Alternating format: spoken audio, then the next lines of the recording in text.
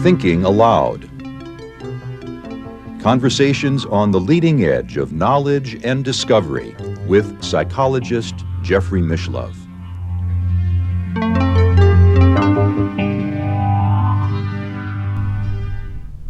Hello, I'm Jeffrey Mishlove. Today we are going to explore psychic criminology, and with me is psychic detective Nancy du Tertre, who is author of Psychic Intuition, Everything You Wanted to Ask But Were Afraid to Know.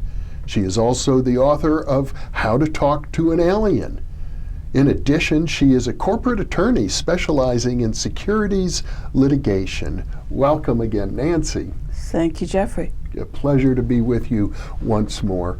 You know, I have a master's degree in criminology from Berkeley, UC Berkeley. It took me 3 years to get it, but you spent, I think, almost a decade or maybe more than a decade studying with a professional psychic detective in order to acquire your skills in that area. I started out not thinking that that's what I was doing. Mm-hmm. It sort of evolved into that. It was close to 10 years with a well-known psychic detective, Nancy Orlen Weber. Mm-hmm. She has she's been given an honorary badge by the State Police of New Jersey for her work in psychic detective work. So I was sort of apprenticed to her for that amount of time. That's a long time.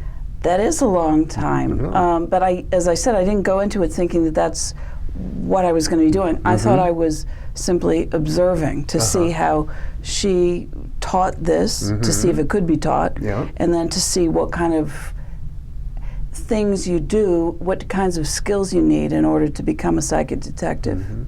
Well, it's not for everybody.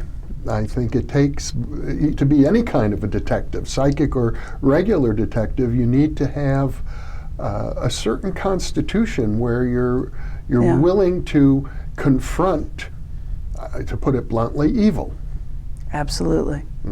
I think, there are different specialties for different types of psychics. Most people don't realize that.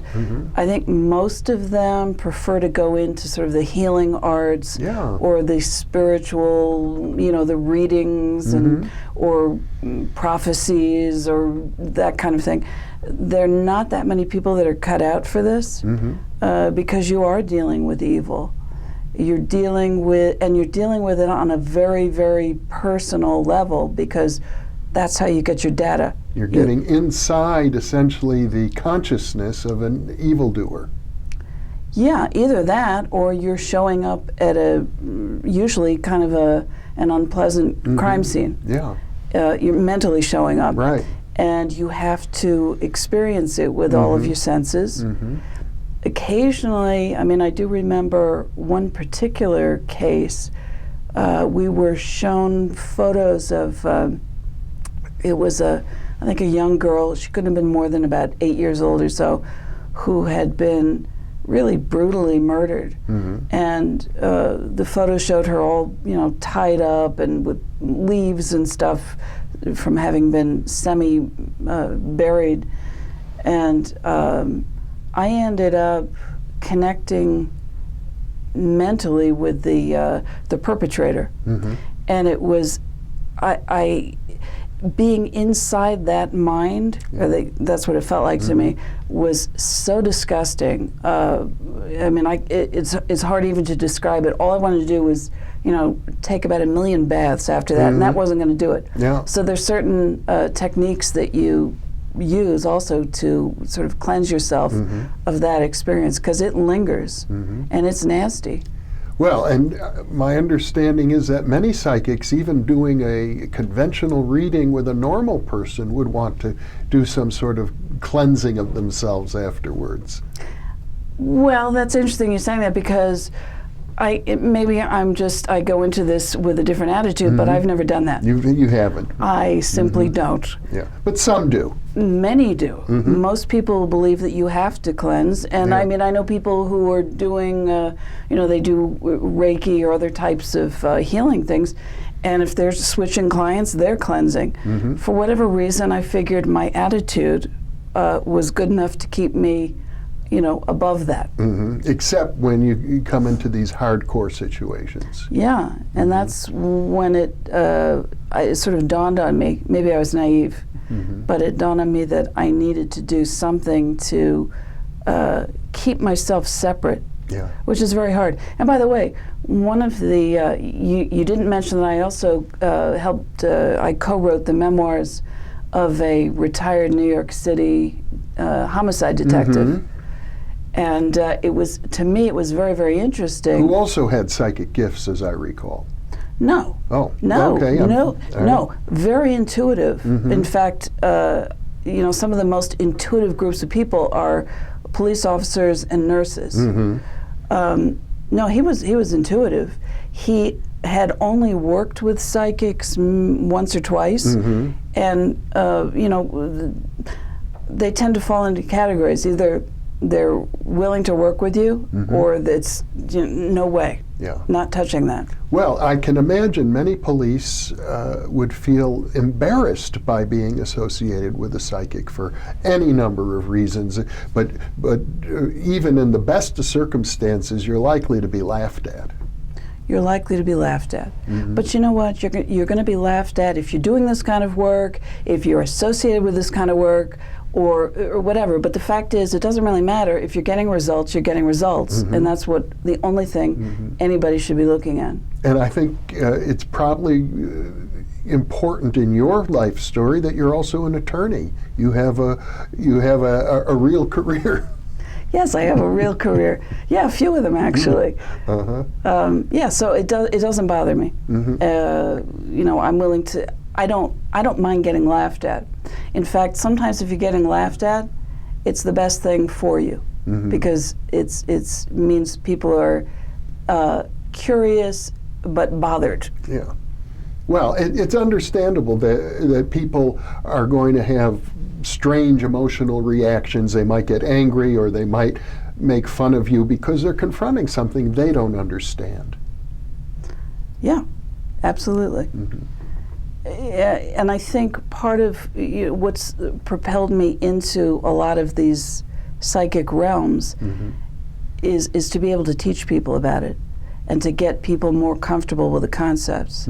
It's not strange, supernatural, voodoo type of stuff. It's absolutely real, and everybody has the capability. And you're the demonstration of that because you weren't a person with noticeable psychic gifts before you began your training. Yeah, I didn't have any as far as I knew. And as I said, when I started this sort of apprenticing, I thought I was just an observer in this group. Yeah.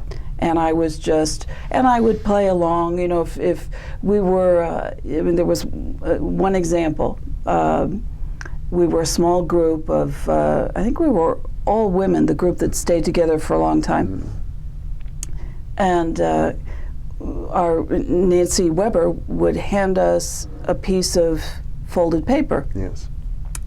Your job was to hold it, feel the vibrations, whatever that meant. And in the beginning, I thought you were supposed to feel something like this, which of course you don't. It's a whole different concept. Much more subtle. A little bit more subtle. And you'd pass it around the group, and that was it. And then you would have to write down whatever your impressions were, having no idea. You didn't even know what the topic was. The only thing that you knew was that you were in a workshop setting involving psychic detective work, period, end of story. That's all you knew. Now, the probabilities, you're probably working with a homicide, but not necessarily. There were missing people, missing animals, there were sexual assaults, there were, a bunch of different things. At any rate, I wrote down what I got, and I think I'd written down, I saw a particular landscape with a little bit of snow, a lot of young sapling trees in sort of a sparse kind of forest. And I'm looking at this, and I'm thinking, okay, well, I guess maybe this is where a crime scene happened. And I see a large eyeball I don't know what that means. Mm-hmm. I write that down. Mm-hmm. I see... Your eyes are closed when you're doing this?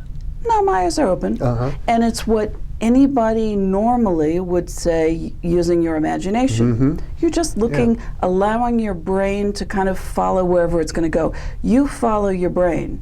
You don't tell your brain where to go. That's the difference. Mm-hmm. And I saw a scarf, I thought maybe belonging to a young girl in this young forest with, you know, young trees. And at some point I see body parts appearing underneath the light layer of snow. Uh-huh. And I begin to look at it in my mind. I get a little bit closer. I see there's some blood, and I think, ugh, I don't want to go there. Shut down, turn it off. That's the end of my little scenario. Mm-hmm. And that's what I got from holding a folded piece of paper. Mm-hmm. So at the end of this, our teacher said, okay, what did everybody get? And everybody shares, and everybody got something different. Mm-hmm. What I've learned is if you put 10 psychics in the same room, you're going to get usually 10 different scenarios. Sure. The question is, can they all be right? And the answer is yes. Because if you're looking at a globe Mm-hmm. from 10 different angles, Mm-hmm. you've got 10 different pieces of that globe. And usually that's what happens. At any rate, it turned out, yes, it was a homicide. Mm-hmm. Yes, this particular body was dumped, apparently, by the perpetrator in an area that was exactly the way I described. Yes, the body parts were visible the way I described. No, there was no young girl involved, although my teacher, who was always trying to be positive, because you have to do that in this field, she said, well, I think maybe that was the daughter of this victim. The eyeball that I saw wasn't literal. It was symbolic, it was figurative, and that's another thing when you're doing this work, you have to distinguish what's literal and what's not. How do you do that? I don't know. I think you do it through experience. You begin to learn. At some point, you're just able to discern. I think so, and I think the fact that my imaging of this scene was so literal, and this vision of the eyeball was so large, it had to be symbolic. It was. Anyway, it turned out that I had interpreted it as a witness. Turns out there was an accomplice who had helped dump the victim's body. And when my teacher turned over the piece of paper, she said, I'm going to read you what's on this piece of paper that you all held. Was written the word young. Now, I had used the word young repeatedly. Young trees, young forest, young girl, young. I thought I was describing something. Young turned out to be the name, the police suspect. So your brain won't, your literal logical brain isn't necessarily going to take you down the pathway you think. In other words, you're going to go somewhere that might seem completely illogical to you, and even later might seem illogical, but you've got to keep pursuing it. You have to. That's the name of this game. You have to pursue it. And by the way, most people, the minute they see something illogical, they shut it down. Oh no, that doesn't make sense. You know, it would have made sense if we're in the middle of summer. No, it has to be, you know, a nice sunny day out with no snow. You're not sensing at that point, you're thinking. It seems as if your teacher was very skilled in creating an atmosphere where you didn't shut it down, where you kept going for nearly a decade or perhaps over a decade. Yeah, and I never understood, you know, reading about all the, you know, the psychics and the debunkers. I couldn't understand, what's the problem having a skeptic in the room? What's the problem having negative people? Who cares? If you have a strong person, well, it actually interferes. It really does. Because this material is so delicate, it's very, very fragile. And to even explore, to go into it, you have to have 100% freedom to do it. Yeah, at the same time, you have to be open to the nuances, the subtleties, the delicacies of it, and yet able to withstand the intense horror and emotion that might come up as well. Yeah. Yeah. Another example I'll give you, we were dealing with I believe, a spirit of a pedophile. Now, I don't like to channel. I just don't like it. I don't want to give up the vessel. I'll communicate. I have no problem doing that. But you do consider yourself a spiritual medium. Yeah. Oh, yeah. But that's different for you than channeling. Yes. Channeling is when you step aside and you say, go ahead, use my body, use my voice, use whatever you need to. You can step in. I won't do that. I mean, that's just me. Yeah.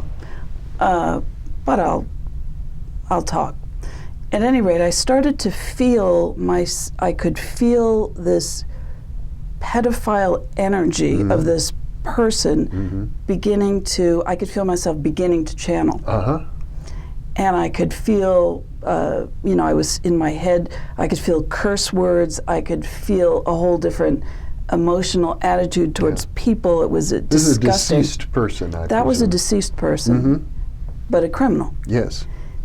There are things like that you don't want to touch, you don't want to go near. Most people don't realize you do have the capability of shutting it down. Yeah.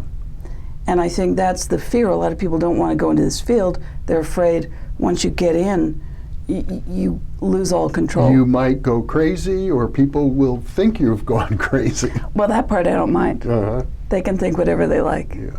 It's because you have a good, strong sense of yourself. You have to. You shouldn't be doing any of this work if you don't have a good, strong sense of yourself. And actually, I'm very happy with my background in psychology because it's helped me understand what's insanity and what's an exploration. And there's a difference. And a lot of times, it's very subtle. Sure, many great creative artists go into states of creative frenzy that might seem very similar to insanity, but the product may be a wonderful masterpiece. Absolutely, yeah. Well, let's talk a little bit about what it's like to work with police, because being a psychic detective, whether you're working with police or family members, you become part of a social group that is endeavoring to solve a problem. And I'm certainly under the impression that everybody who you work with can contribute to the success or failure of the endeavor. Yes, and I'm glad you put it that way, because I think there are an awful lot of so-called psychic detectives out there who they're thrilled by their own success. And once they get a direct hit, they're successful in whatever it is they've come up with, they want to take 100% credit. And that bothers me, because the way I view a psychic detective is we are simply an investigative tool, like any other tool that the police have in their tool chest. And you're there to contribute, you're there to find evidence if you can, or give them information or clues that are going to help them on their investigation. But you don't, as a psychic detective, you don't solve a case. The police solve the case. Yeah. One of the things that you've written about that I found interesting is that you like to get feedback when you come up with information. You like to have the people you're working with give you some feedback about it so that you can continue to work on it and dig a little deeper into the direction if it seems like a promising direction. That's what helps me. That's the way I work. I used to be concerned that if you allowed information to come into your psychic realm, that somehow you'd polluted the value of your psychic information. I mean, I know remote viewers try to be very careful not to know anything at all about the target. Right. Right, and I'm familiar with it, and that's fine. And you can get excellent information that way. When I'm doing just regular readings, I don't want information about people. What I do want, because I do something, I don't know of other psychics who do this, I do an advanced reading, which is a little bit similar to remote viewing. Yes. But what I need are questions, because questions allow me to focus. Getting feedback for me is key, because that propels me on to the next thing. It's giving me a little bit of a flashlight to see the pathway in front of me, and I find that useful. Well, and you find, because I know it's important for you to put your logical mind out of the picture, so you're able to do that. Yes, as long as I don't get too much information. If I get too much information, I'm going to start thinking, because that's my natural tendency. So it's about that perfect balance. Absolutely. Yeah. Another thing that you've pointed out with regard to the whole profession of psychic criminology is that there are now thousands and thousands of unsolved murders that are, I guess, known as cold cases in the business. The police just have no leads at all. These are cases that might well be amenable to psychic criminological investigation. It's sort of like a double-edged sword, because there's so many of them. In fact, a detective who I have worked with, he deals with cases of missing children, and they're in the hundreds of thousands a year now. It's just unbelievable, unbelievable. The problem is you have limited resources with the police and law enforcement, and if you get too many psychics in the mix, giving you clues that are a little bit all over the place, you don't have the resources to go tracking down each one of them. Right. So it's almost, they, I think in some ways, prefer not to know, unless you give them something that is so absolutely, dead on accurate that they know it's true to start with, and then they'll run with it. Well, you mentioned there are maybe thousands of people out there calling themselves psychic detectives, and we don't have good statistics on how successful they are. I know I have personally been involved in cases that have been successful, and I worked with a woman now deceased, Kathlyn Ray in California, who had maybe 30 or 40 badges from different police departments that she had worked with. She had a very good track record, and I've interviewed law enforcement officials who worked with her successfully. But not everyone has a track record like that. And for police, it must be kind of mystifying. They're not necessarily equipped to integrate the whole field of parapsychology and psychic work. Not at all. And on top of that, it's dangerous. And this is what I tell a lot of people who say, oh, I want to be a psychic detective. I think such and such, happened in a case. I think I'm going to call up the police now and tell them. And I say, well, you know what? Hold on. Because if you're really good and you don't have a relationship, you could be arrested. Yes. And that's, I have a good friend of mine who visualized an absolutely horrific case where a young child was raped and murdered and put under the floorboards of a location. And she saw this for day after day after day. And she sent a friend of hers out to the location that she had seen in her mind. And her friend was, I think, hauled off by the FBI. You have to be really careful about what you offer. I've heard of other instances just like that. Yeah. So it's a little bit a question of, how do you get the track record? It's a little bit, chicken and the egg. Well, you did you took the right step by apprenticing yourself to someone who already had the track record. Yeah, absolutely. And so that was a little bit, the business card to make the entrance into that field. But I understand that you yourself and many of the psychic detectives that I know about will work with police without charging anything? I've never charged anything. Mm-hmm.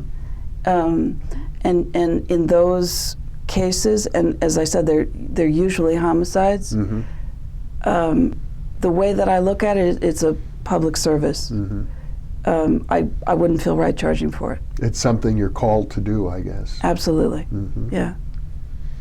Well, it's an unusual profession. It's not when you're in high school studying all the different professions, what are you going to do when you grow up? I don't think becoming a psychic detective, That wasn't on my list. It doesn't get on the list. But it's something that I know people, very special people, get somehow drawn into or called into this work. And I can say, as a criminologist, and even as someone who has testified in court on behalf of a psychic detective, because of my background in parapsychology and criminology, there is a reality there. And this is one area in which there's a real human need. And when the need is strong, it strikes me that psychic functioning works at its best. Absolutely does. And if you're dealing with emotions that are that intense, and it could be the intensity of the emotions as a person is killed, or the intensity of somebody killing, or the intensity of the family members who are grieving. It's like a psychic magnet. A telepathic beacon. Absolutely. It takes you there much faster than if, for example, you're dealing with financial issues, or am I going to make a lot of money next week, or whatever. Well, Nancy du Tertre, thank you so much for sharing this half hour with me and your work in this very important area. Thank you. I appreciate it. And thank you for being with us.